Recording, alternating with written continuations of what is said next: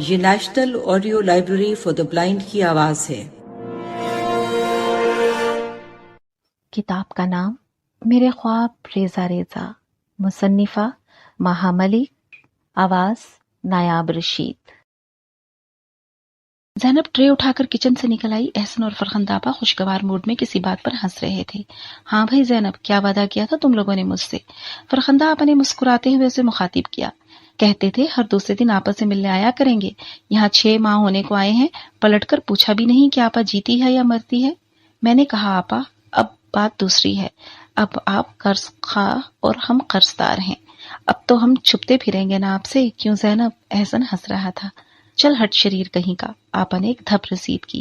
بہن بھائی میں کچھ تیرا میرا نہیں ہوتا، سب سانجھا ہوتا ہے، تم لوگوں کو ضرورت تھی میں تو دے کر بھول بھی گئی، اب جب خدا کا فضل ہوا تو لوٹا دینا، مجھے کوئی جلدی نہیں ہے، میں تو تمہاری محبت میں کھنچی آتی ہوں، کبھی تم لوگ دل میں بدگمانی لاؤ۔ نہیں آپا، احسن نے محبت سے ان کا ہاتھ تھام کر چوما، میں تو یوں ہی مذاق کر رہا تھا، اور آپ کی نیت پہ بھلا میں شک کروں گا؟ ناممکنات میں سے ہے، میں جانتا ہوں میری آپا کا دل آئینہ ہے، جو دل میں ہوتا ہے اس کا عکس آنکھوں میں اور وہی زبان پر۔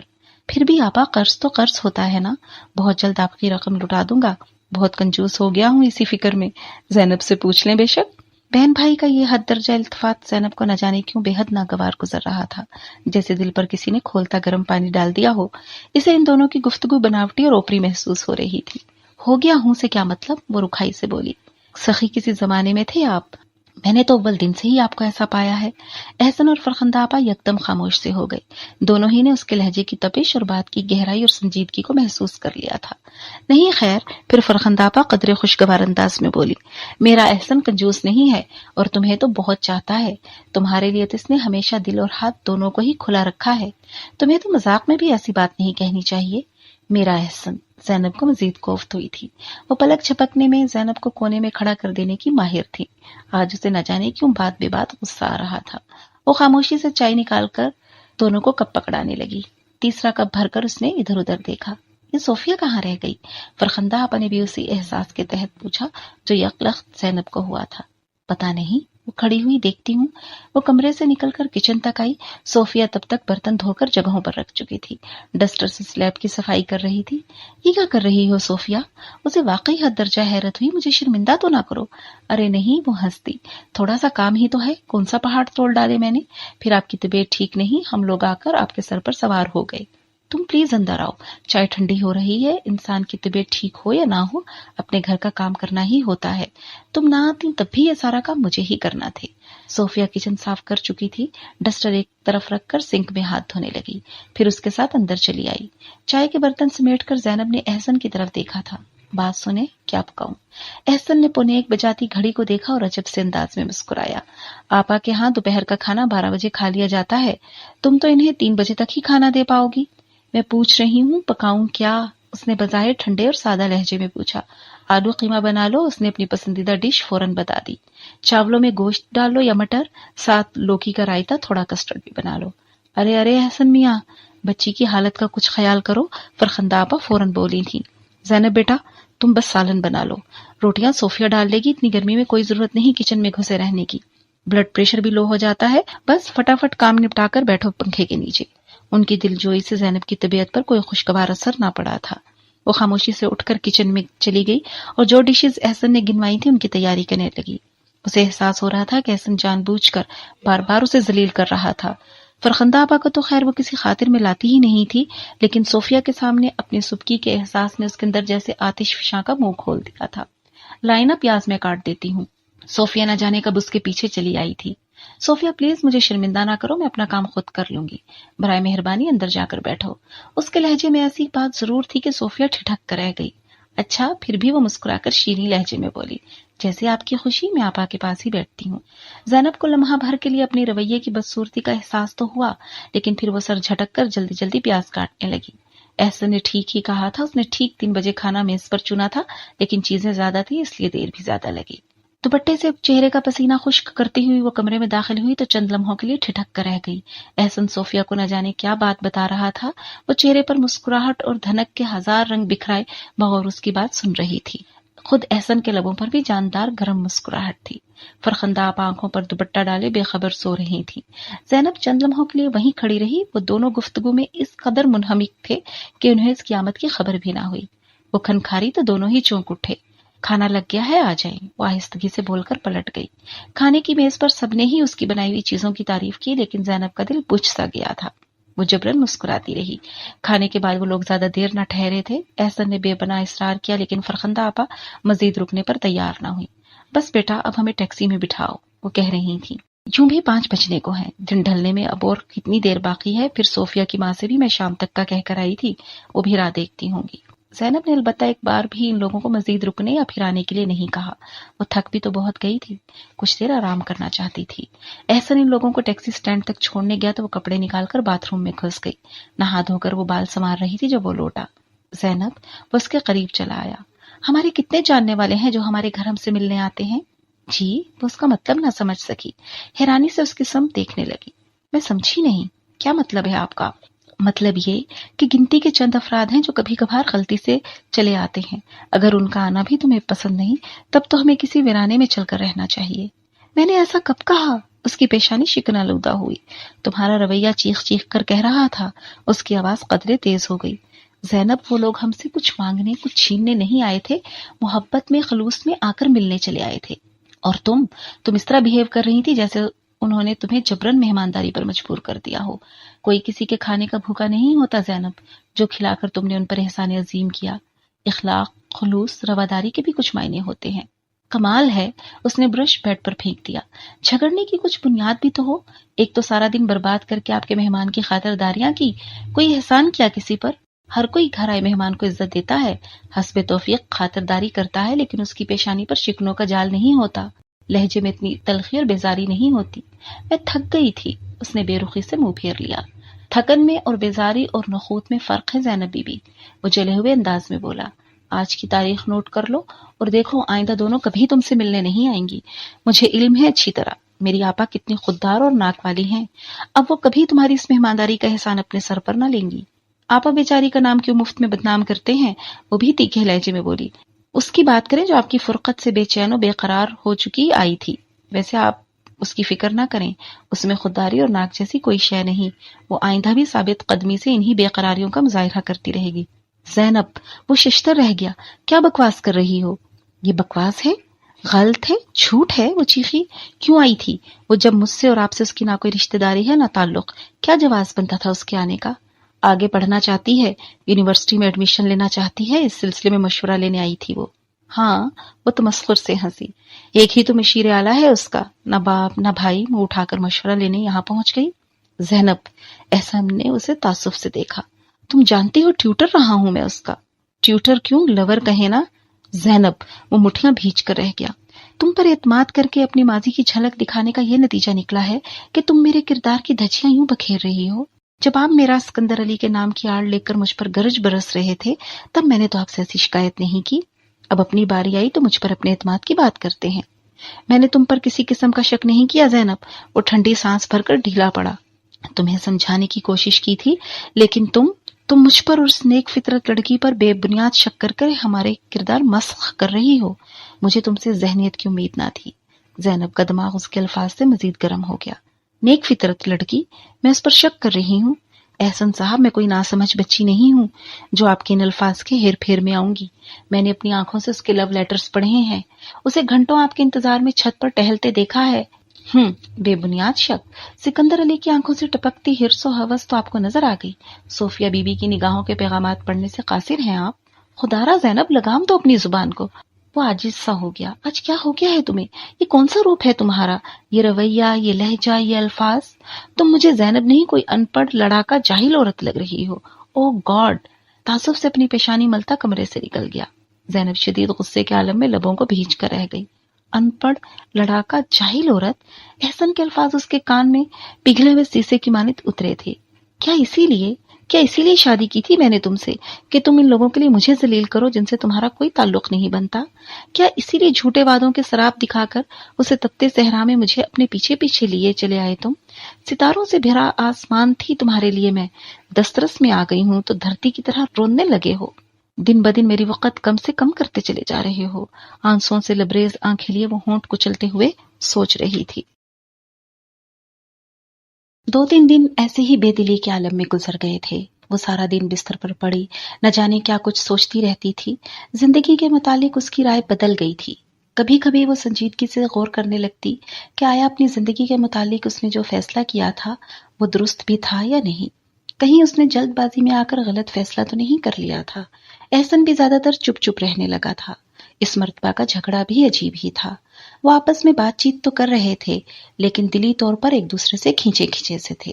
اس روز وہ صوفے پر ڈھیلے ڈھالے سے انداز میں بیٹھی ٹی وی پروگرام دیکھ رہی تھی جب بیل بجی۔ احسن کمرے سے نکل کر باہر گیا، پھر تھوڑی ہی دیر میں لوٹ آیا۔ زینب 2 کپ چائے بنا دو، تمہاری دوست آمنہ کے شوہر آئے ہیں، انوار علی۔ جمیلہ اپنا کام ختم کر کے جا چکی تھی سو وہ خود ہی اٹھ کر کچن میں چلی آئی۔ انوار علی کی اچانک آمد کے متعلق سوچتے ہوئے اس نے چائے تیار کی تھی۔ جس وقت وہ بسکٹ کی پلیٹ اور چائے کے کپ ٹرے میں رکھ رہی تھی، احسن کچن میں چلا آیا۔ تیار ہے چائے؟ وہ اس کے پیچھے آ کھڑا ہوا۔ جی، لیکن یہ آئی کیوں ہے؟ اس نے ٹرے اسے تھمائی۔ بیٹے کا عقیقہ کر رہے ہیں پرسوں، اسی کی دعوت دینے آئے ہیں۔ وہ ٹرے لے کر باہر نکل گیا۔ زینب سوچ میں پڑ گئی تھی۔ مہینے کا آخر تھا، اسے علم تھا احسن کی جیب تقریباً خالی ہو چکی تھی۔ اب آمنہ کے بیٹے کو کچھ دینے دلانے کا مسئلہ کھڑا ہونا تھا، کپڑوں کا مسئلہ تھا۔ احسن انوار علی کو رخصت کر کے اندر آیا تو اپنی سوچوں کا شکار تھی۔ کیا بات ہے؟ احسن نے اسے پریشان صورت بنائے گمسم سا دیکھا تو پوچھے بنا نہ رہ سکا، کچھ کھو گیا ہے کیا؟ جی، اس نے غائب دماغی سے اس کی جانب دیکھا۔ ایسی صورت تو تم اس وقت بناتی ہو جب اپنی کوئی انگوٹھی وغیرہ ادھر ادھر رکھ کر بھول جاتی ہو۔ اس کا موڈ کچھ خوشگوار ہو گیا تھا۔ وہ یقیناً پچھلے دنوں سے ان دنوں کے درمیان در آنے والی تلخی کو زائل کرنے کی کوشش کر رہا تھا۔ زینب نے غور سے اس کی آنکھوں میں دیکھا اور پھر سر جھکا لیا۔ میں سوچ رہی تھی اب آمنہ کے بیٹے کو دینا کیا ہے، پھر کپڑوں کا وہی ازلی مسئلہ، سوچتی ہوں نہ جاؤں تو بہتر ہے۔ ارے کمال ہے، اتنے خلوص سے اس نے بلاوا بھیجا ہے، پھر واحد سہیلی ہے تمہاری، کیا سوچے گی وہ؟ جانا چاہیے تمہیں۔ وہ یقیناً پورے دور سے خفگی ختم کر بیٹھا تھا۔ پھر دوں گی کیا؟ وہ سوچنے لگی، یا ایسا کرتی ہوں اس روز جو آپ اتنے سارے کھلونے اٹھا لائے تھے ان میں سے کوئی چیز دے دیتی ہوں۔ پاگل ہوئی ہو؟ وہ خفا ہوا۔ وہ میں اس لیے نہیں لایا تھا کہ تم یوں بانٹتی پھرو، ان میں سے کوئی چیز تم کسی کو نہیں دو گی۔ آپ کا بوجھ ہلکا ہو گیا، میرا کیا ہے؟ اس نے سر چھٹکا۔ رہنے دو تم اس طرح میرا بوجھ ہلکا کرنے کو، پیسے لے لینا مجھ سے، کپڑے بھی اگر نئے بنوانے ہیں تو چل کر لے آؤ۔ زینب نے اسے حیرانی سے دیکھا۔ آج شاید اس نے حاتم تائی کی روح کو شرمندہ کرنے کی ٹھانی تھی، یا شاید اپنی شرمندگی ختم کرنا چاہتا تھا۔ بہرحال کچھ بھی تھا، اس کے لیے تو موقع غنیمت تھا۔ کپڑے تو لینے ہی پڑیں گے ورنہ کیا پہن کر جاؤں گی، وہ فوراً بولی۔ لیکن مہینے کا آخر ہے، کپڑے کہاں سے دلوائیں گے؟ وہ میرا مسئلہ ہے، فرخندہ آپا کے لیے جمع کی گئی رقم سے نکال لیتا ہوں، تنخواہ ملنے پر واپس ڈال دوں گا۔ چلو پھر اٹھو، تیار ہو جاؤ، چلیں۔ وہ فوراً ہی رضامند ہو گئی اور پھر حسب عادت اس نے اچھی خاصی شاپنگ کر ڈالی تھی۔ آمنہ کے ہاں جانے کے لیے خوبصورت سے سوٹ کے علاوہ لون کے 2-3 سوٹ بھی خرید لیے تھے، ایک اچھی سی چپل بھی خرید لی۔ احسن سر تسلیم خم کیے اس کے ساتھ ساتھ چلتا رہا۔ واپسی پر وہ سارے کپڑے درزی کو دیتی ہوئی آئی تھی۔ کل یاد سے میرے کپڑے لیتے آئیے گا، اس نے احسن سے کہا، پرسوں جانا بھی ہے۔ یعنی کل درزی کی جیب بھی گرم کرنا ہوگی، اس نے مسکین صورت بنائی۔ ظاہر ہے اب وہ بیچارہ مفت سلائی تو کرتا نہیں ہے، پیسے دے کر ہی کپڑے ملیں گے، وہ اطمینان سے بولی۔ سچ کہتے ہیں لوگ، مسکین سی صورت بنا کر وہ بولا، شاید بندے کے اعمالوں کی دنیاوی سزا ہے، پچھتا رہے ہیں۔ وہ اپنے ناخنوں کو بغور دیکھتے ہوئے سنجیدگی سے بولی۔ ہاں، اس نے سر جھٹکا، یہ وہ لڈو ہے جو کھانے والا بھی پچھتاتا ہے اور نہ کھانے والا بھی۔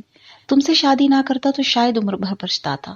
وہ بہت اچھے موڈ میں تھا، لیکن زینب نہ جانے کیا پھر سوچنے لگی۔ آمنہ کے گھر جانے کے لیے وہ بڑے اہتمام سے تیار ہوئی تھی۔ گرے اور پنک کمبینیشن کے ڈھیلے ڈھالے کپڑوں میں اس کے جسم کا بے ڈول پن قدرے چھپ گیا تھا۔ بڑا سا گرے دوپٹہ اپنے وجود پر پھیلا کر اس نے تنقیدی نگاہوں سے اپنا تفصیلی جائزہ لیا۔ پنک میک اپ نے اس کا چہرہ نکھار دیا تھا، وہ بہت فریش اور جاذب لگ رہی تھی۔ زرقون کے ننھے ننھے آویزے کانوں میں روشنی پڑنے سے دمک اٹھے تھے۔ بالوں کی سیاہ لمبی چوٹی اس کے وجود کو اور رونق بخش رہی تھی۔ اس نے پرفیوم اٹھا کر خود پر سپرے کیا اور مطمئن ہو کر کمرے سے نکل آئی۔ احسن تیار بیٹھا اخبار میں گم تھا۔ چلیں جناب، اس نے ہلکے سے کھنکھار کر کہا۔ اس نے نگاہ اٹھا کر دیکھا اور مسکرا دیا۔ ویری گڈ، ٹائم پر تیار بھی ہو گئی اور ایک دم پرفیکٹ بھی لگ رہی ہو۔ بہت دنوں کے بعد کہیں جانے کا موقع ملا ہے، میں تو گھر میں پڑے پڑے بور ہو گئی تھی، اس لیے اتنا دل لگا کر تیار ہوئی ہوں۔ اچھی لگ رہی ہوں نا؟ ویری نائس، اس تائشی لہجے میں بولا تھا۔ جب ہی تو کہتا ہوں تم سے شادی نہ کرتا تو زیادہ پچھتاتا۔ دونوں آگے پیچھے چلتے ہوئے گھر سے نکل آئے۔ احسن دروازہ لاک کرنے لگا۔ مجھ سے شادی نہ ہوتی تو پھر کس سے شادی کرتے آپ؟ وہ اس کے پیچھے بائک پر سوار ہوتے ہوئے پوچھنے لگی۔ احسن دھیرے سے ہنس دیا۔ تمہارے ذہن میں کس کا نام آتا ہے؟ کسی کا بھی نہیں، صفائی سے مکر گئی۔ میں تو یوں ہی پوچھ رہی تھی۔ سچ سچ بتاؤں وہ شریر ہوا یا چکر دے دوں؟ سچ بتائیں، بالکل سچ، وہ دھمکانے والے انداز میں بولی تھی۔ تو پھر سنو جینو، وہ زور سے ہنسا تھا۔ تم مجھ سے شادی کی حامی نہ بھرتی تو میں عمر بھر شادی نہ کرتا۔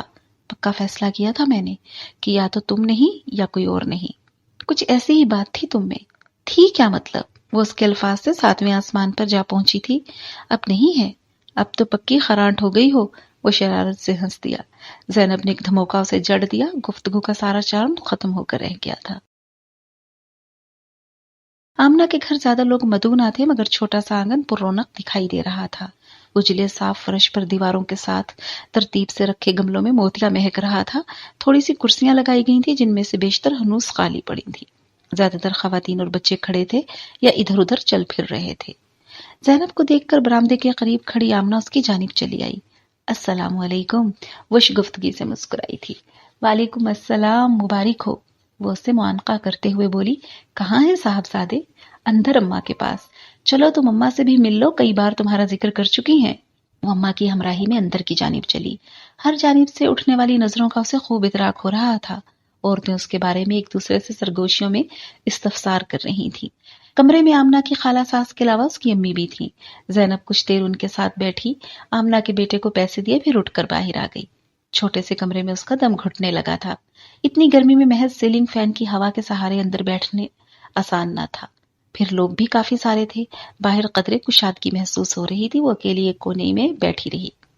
تھوڑی دیر میں آمنہ مختلف کاموں سے فراغت پا کر اس کے قریب آ بیٹھی۔ بہت پیاری لگ رہی ہے زینب، اس نے اپنی اصلی سادگی سے اس کی تعریف کی۔ تقریب کی ساری خواتین تمہارا پوچھ رہی ہیں۔ ایسا لگ رہا ہے کہ ان کے بیچ کوئی پری آ کر بیٹھ گئی ہو۔ اتنی حیرت ہے سب کی نظروں میں تمہارے لیے۔ زینب افتخار سے مسکرا دی۔ احسن بھائی آئے ہیں نا؟ ہاں ہاں، انہی کے ہمراہ تو آئی ہوں۔ باہر انوار بھائی کے ساتھ بیٹھے ہیں۔ گھر چھوٹا ہے نا، مردوں کا انتظام باہر کرنا پڑا، آمنہ نے وضاحت کی۔ حالانکہ ہم نے بہت کم لوگ بلائے ہیں، چند رشتہ دار اور کچھ محلے دار، چند ایک انوار کے آفس کے لوگ ہیں اور بس، پھر بھی جگہ کم پڑ گئی ہے۔ تمہارا گھر تو بہت ہی چھوٹا ہے آمنہ، نہ جانے کیوں اس کے لبوں سے نکل گیا۔ پھر وہ خود ہی شرمندہ ہو گئی، لیکن آمنہ نے اس بات کو قطعاً محسوس نہ کیا تھا۔ رہنے کے لیے بہت اچھا ہے زینب، تقریبات کون سا روز روز ہوتی ہیں۔ ویسے ہم لوگوں کے لیے ہر لحاظ سے اچھا اور مکمل ہے یہ گھر، پھر اپنا ہے، کرائے وغیرہ کا تو چکر ہے نہیں۔ زینب کو مزید سبکی محسوس ہوئی، حالانکہ وہ جانتی تھی کہ سادہ لو آمنہ کو نہ طنز کرنے کی عادت تھی، نہ کسی بات کا برا مان کر جوابی حملوں کی ضرورت اسے کبھی محسوس ہوئی تھی۔ وہ تو بس اپنی دنیا میں گم رہنے والی لڑکی تھی۔ آمنہ، زینب نے بغور اس کا جائزہ لے کر دھیرے سے کہا تھا، تمہیں ابھی کپڑے بدلنے ہیں کیا؟ نہیں تو، میں تو دوپہر میں ہی نہا لی تھی، وہ قدرے تعجب سے بولی۔ کیوں پوچھ رہی ہو؟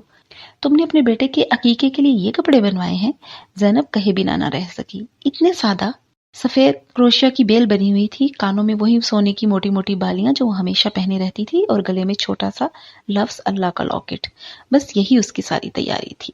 انوار تو کہہ رہے تھے کپڑوں کا، لیکن میں نے کہا پہلے ہی اتنا خرچہ ہو رہا ہے، مزید انہیں کیا پریشان کرنا، پھر ایک سنت ہی تو پوری کرنی ہے، اور پھر زینب میں اکیلی تو نہیں ہوں نا، انوار، کنزا، اماں، سبھی لوگ ہیں۔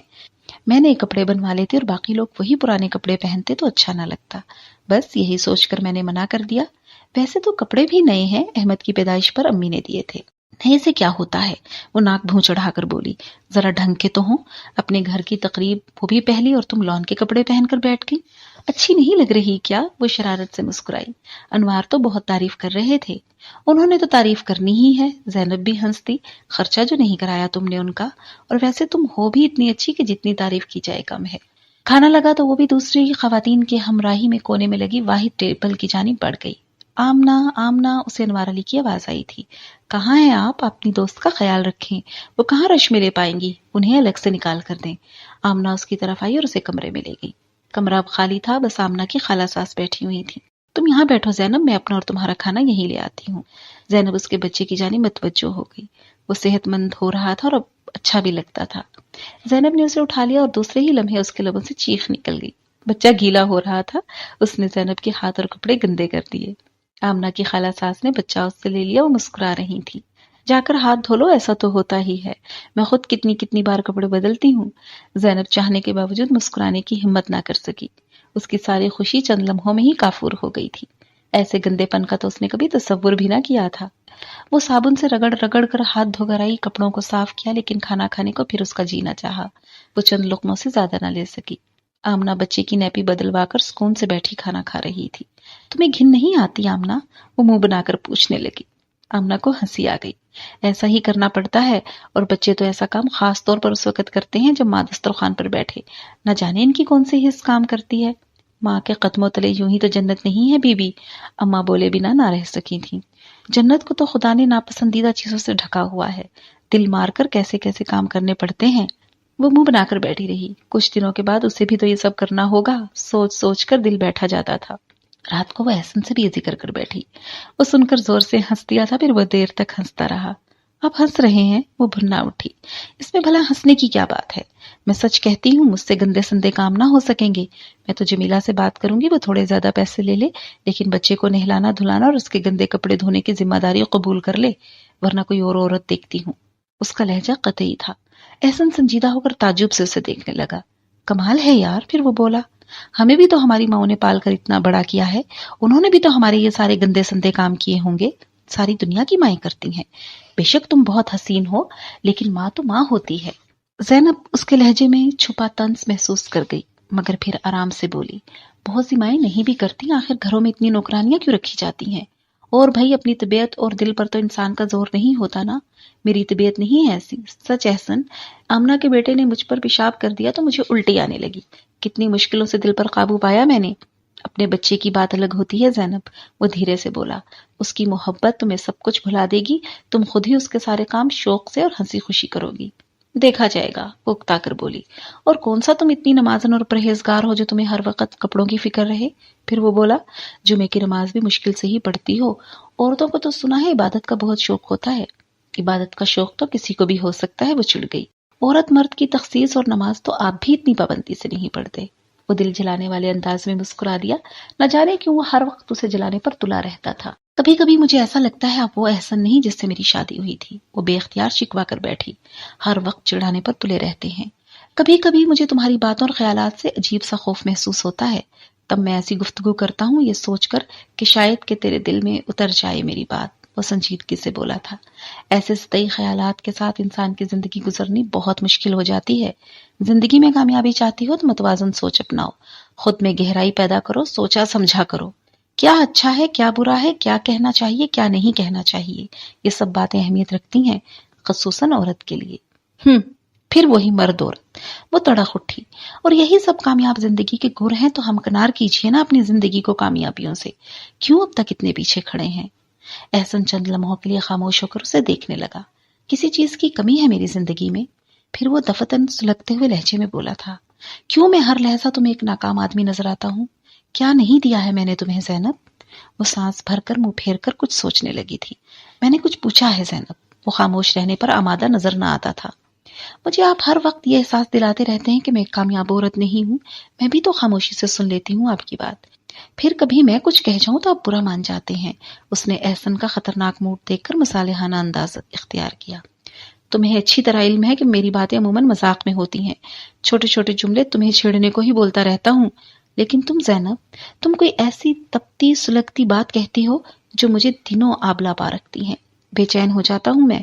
زینب، تانا اگر سچا ہو تو آدمی شرمندہ ہو جاتا ہے، اپنی خامی پر قابو پانے کی کوشش کرتا ہے، لیکن طنز اگر محض برائے طنز ہو تو آدمی کے دل میں آگ سی بھڑک اٹھتی ہے۔ تم کیوں مجھے جان کر دکھ دیتی ہو؟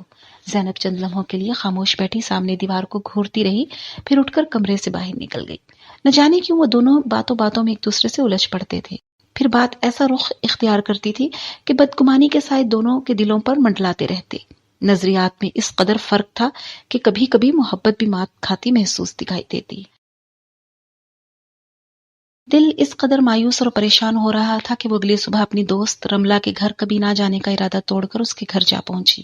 رملہ بھی اکیلی لیٹی ٹی وی چینل بدل رہی تھی، اسے دیکھ کر کھل اٹھی۔ ہائے زینب، کیسی ہو جان؟ شکر ہے تمہاری قسم بھی ٹوٹی، میں تو مایوس ہی ہو لی تھی تمہاری طرف سے، کسی اور کے کیے کی سزا تم مجھے دے رہی تھی۔ وہ اسے دیکھ کر بولتی ہی چلی گئی۔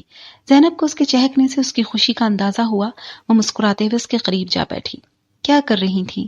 دیکھ لو، یہ فضول چینل دیکھ کر اپنا جی بہلا رہی ہوں، اور کرنے کو کچھ نہیں ہے۔ تبھی تو تمہیں اچانک پا کر اتنی مسرت ہوئی ہے۔ اتنی اکیلی رہتی ہو، تنہائی کو اس قدر محسوس کرتی ہو، پھر اپنے شوہر کے پاس کیوں نہیں چلی جاتی؟ آخر وہ بیچارہ بھی تو وہاں اکیلا پن محسوس کرتا ہوگا۔ یہ خود ساختہ جدائی کیوں؟ جو بات وہ رملہ کو دیکھ کر ہمیشہ سوچا کرتی تھی، وہ بالآخر اس کے لبوں پر چلی آئی۔ رملہ کے ہونٹوں پر ایک اداس مسکراہٹ دوڑ گئی۔ مرد اکیلا ہو تو کبھی اس کے لیے لفظ بیچارہ استعمال نہیں کرتے زینی۔ اکیلا مرد کبھی بیچارہ نہیں ہوتا، وہ تو آزاد فضاؤں کا پنچھی ہوتا ہے۔ اسے آزادیاں عزیز ہو جاتی ہیں، بندھن برے لگنے لگتے ہیں۔ بیچاری عورت تو اکیلی عورت ہی ہوتی ہے، واقعی بیچاری۔ وہ طنز سے ہنستی۔ زینب کو ایک لہجہ کے لیے اس کی آنکھوں میں تیرتی نمی دکھائی دی، جو اگلے ہی لمحے غائب بھی ہو گئی۔ کیا وہ تم سے محبت نہیں کرتا؟ اس نے ڈرتے ڈرتے پوچھا۔ بہت کرتا ہے، وہ ہنسی۔ ہر دفعہ فون پر یہی تو کہتا ہے، واللہ عالم تم کوئی بچہ اڈاپٹ کیوں نہیں کر لیتی؟ اس سے کیا ہوگا؟ اس نے تمسخر سے زینب کو دیکھا۔ ایک گھنٹی گلے میں اور باندھ لیں، بس اسی کی کسر ہے۔ خیر چھوڑو یار، یہ آج تمہاری سوئی کہاں اٹک گئی ہے؟ مجھے تو اس طرح زندگی گزارتے 7 سال ہونے کو آئے ہیں، اور میں بہت خوش ہوں۔ اپنی ایک آزاد مطمئن زندگی ہے، کوئی روک نہ ٹوک، فاقہ نہ فکر، موج مستیوں میں باقی عمر بھی یوں ہی گزر جائے گی۔ کبھی کبھی فرسٹریشن کا شکار ہوتی ہوں تو جلد اس کنڈیشن سے نکل آتی ہوں۔ کوئی نہ کوئی سہارا مل ہی جاتا ہے، جیسے تم ابھی چلی آئیں اور میرا موڈ یکدم بحال ہو گیا۔ تم اپنی کہو، کیا کہتا ہے راوی؟ زینب بھی اداسی سے مسکرائی تھی۔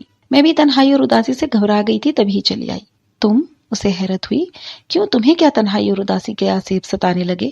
یہ تو ہم جیسوں کے درد سر ہیں۔ ویسے زین، تمہاری سوشل لائف تو نہ ہونے کے برابر ہے۔ ہر وقت گھر میں بند، پڑوسیوں تک سے دور ہو گئی تو کبھی نہ کبھی تو دل گھبرائے گا نا۔ انسان کو تھوڑا بہت سوشل، تھوڑا سا فرینڈلی ہونا چاہیے۔ اندر سے مرجھاتے بھی کچھ دیر لگتی ہے۔ تم نے تو خود ساختہ قید اختیار کی ہوئی ہے۔ میں بھلا کہاں جایا کروں؟ وہ اداس ہو گئی۔ نہ ماں نہ باپ، میکے کے نام پر کوئی گھر نہیں۔ دوستیاں میں نے کبھی زیادہ کی ہی نہیں، پھر احسن بھی میری ہی طرح ہیں۔ ان کا بھی کوئی رشتہ دار ایسا نہیں جہاں انسان رشتہ داری نبھانے ہی چلا جائے۔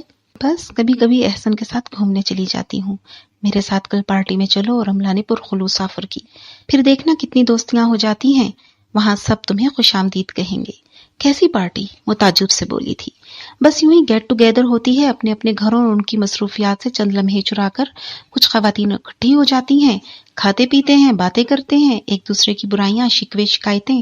اچھا وقت گزرتا ہے، پھر اگلی پارٹی کی جگہ اور وقت کا تعین کرتے ہیں اور ایک دوسرے کو الوداع کہتے ہیں۔ چلو گی؟ کل کہاں ہے پارٹی؟ وہ سوچ میں پڑ گئی۔ وقت گزارنے اور دل بہلانے کا اچھا طریقہ تھا۔ بوریت سے کسی طرح تو چھٹکارا ملتا۔ کل مسز شیخ کی طرف جانا ہے، میری گاڑی میں چلنا۔ شام 7 بجے جائیں گے اور واپسی جب فراغت ہوئی لوٹ آئیں گے۔ وہ ہنستی۔ کنوینس پرابلم تو ہوگی نہیں، پھر گھروں کو ہی لوٹنا ہے۔ گھر کون سا کہیں بھاگ جاتے ہیں، ویسے 10-11 بج ہی جائیں گے۔ اچھا میں احسن سے پوچھوں گی، اس نے نیم رضامند ہو کر کہا تھا۔ دیکھو با جانا، میرا بھی موڈ بن گیا ہے تمہیں لے جانے کا، اور ہاں کچھ بنا کر بھی لانا ہے، وہاں کوئی خالی ہاتھ نہیں جاتا، یہ پارٹی کا اصول ہے۔ وہ ہنسی تھی۔ مثلاً کیا؟ زینب سوچ میں پڑ گئی۔ کچھ بھی، کباب شباب، تکا شکا، کچھ بھی چلے گا۔ وہ بے پرواہی سے ہاتھ ہلا کر بولی، میں نے تو چکن سینڈوچز بنانے کا سوچا ہے، ایرانی، افغانی، کوئی سے بھی بنا لینا۔ رملہ ہنستی تھی۔ وہاں سب کے ہاتھوں میں ایک ذائقہ ہے۔ اچھا میں چلوں؟ وہ گھڑی دیکھ کر اٹھ کھڑی ہوئی تھی۔ شام کو اس نے احسن سے بات کی تو خلاف توقع اس نے فوراً ہی منع کر دیا۔ کوئی ضرورت نہیں ہے، آرام سے گھر بیٹھو۔ زینب حیرانی سے اس کی صورت دیکھنے لگی، اسے احسن سے اس رد عمل کی توقع نہ تھی۔